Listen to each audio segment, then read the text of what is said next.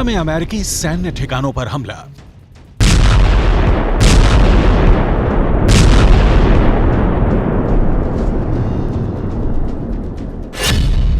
Syria में America और Iran के बीच जंग।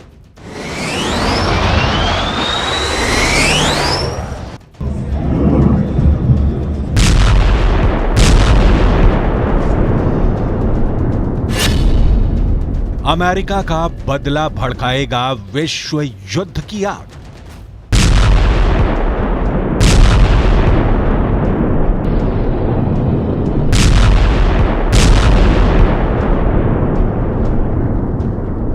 जिसका डर था वो हो गया। ईरान ने सीरिया में मौजूद अमेरिका के ठिकानों पर ड्रोन से बड़ा हमला कर दिया। ईरान ने 24 घंटे के अंदर अपना बदला ले लिया।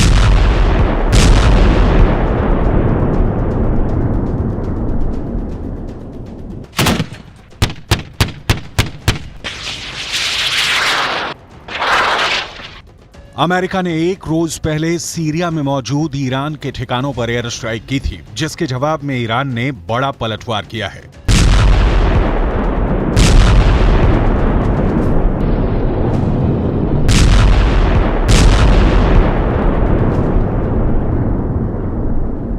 ईरान ने पूर्वी सीरिया में मौजूद अमेरिका के सैन्य ठिकानों पर एक एक कर 4 ड्रोन हमले किए, जिसके बाद अमेरिका को भी एहसास हो गया कि अगर वो ईरान के ठिकानों पर हमला करेगा तो ईरान भी चुप नहीं बैठेगा। अमेरिका ने एक रोज पहले ही सीरिया में मौजूद ईरान के एक हथियार डिपो को निशाना बनाया था।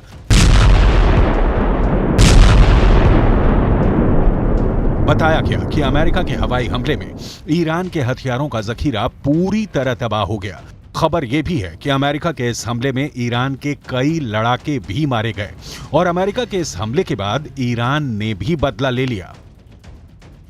पश्चिम एशिया में पहले ही हालात विस्फोटक बने हुए हैं। सिर्फ एक चिंगारी पूरे इलाके में जंग की आग भड़का सकती है और अमेरिका के एयर स्ट्राइक के बाद ईरान ने जिस तरह से हमला किया, उससे तो एक बात पक्की हो गई है कि ईरान खुलकर जंग के मैदान में उतरने को तैयार है।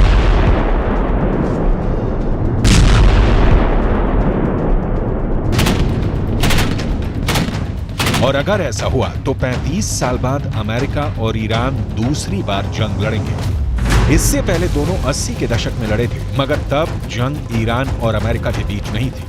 युद्ध ईरान और इराक का था, जिसमें अमेरिका ने इराक का साथ देकर ईरान को हरा दिया था।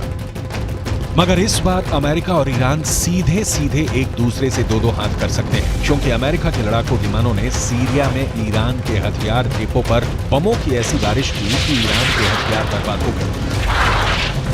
अमेरिका ने दावा किया कि पूर्वी सीरिया के दैर एज जोर में मौजूद वो हथियार गोदाम ईरान की सेना की ब्रांच IRGC यानी इस्लामिक रिवॉल्यूशनरी गार्ड कॉर्प्स का था और वहां पर रखे गए हथियारों से ही इराक और सीरिया में अमेरिका की सेना पर बीते 3 हफ्तों से हमले किए जा रहे हैं।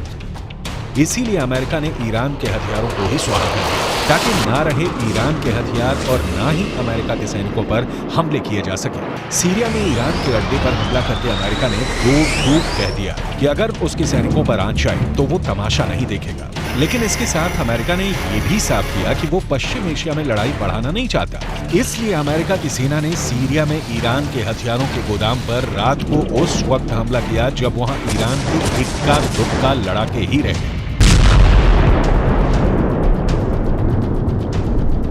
लेकिन ईरान को रोकने के लिए अमेरिका का ये पहला एक्शन नहीं है। अमेरिका ने 26 अक्टूबर को भी सीरिया में ईरान के 2 ठिकानों पर हमले किए। यही नहीं, 10 नवंबर को भी अमेरिका ने सीरिया में ईरान के ठिकानों पर हमला किया। ऐसा इसलिए क्योंकि 7 अक्टूबर को इजरायल और हमास की जंग छिड़ने के 10 दिन बाद ही इराक और सीरिया में अमेरिका के सैन्य ठिकानों पर हमले शुरू हो गए थे।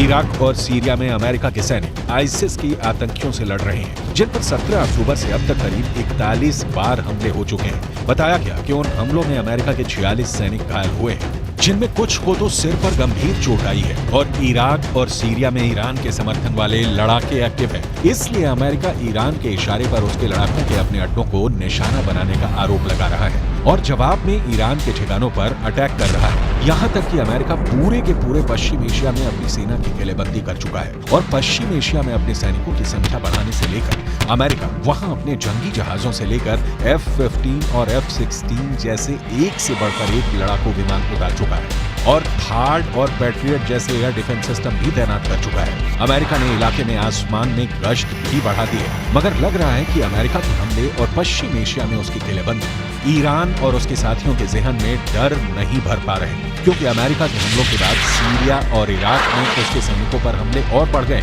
और वहां लगभग रोजाना अमेरिका के अड्डों पर कभी रॉकेट तो कभी ड्रोन बरस रहे हैं। वहीं यमन से हूथी विद्रोहियों ने भी अमेरिका को निशाना बनाना शुरू कर दिया है। कुछ दिन पहले ही यमन में लाल सागर के ऊपर अमेरिका के MQ-9 रीपर ड्रोन को मार गिराया और अमेरिका को अब तक हवा नहीं लगी कि आखिर किस हथियार से उसके ड्रोन पर हमला किया गया।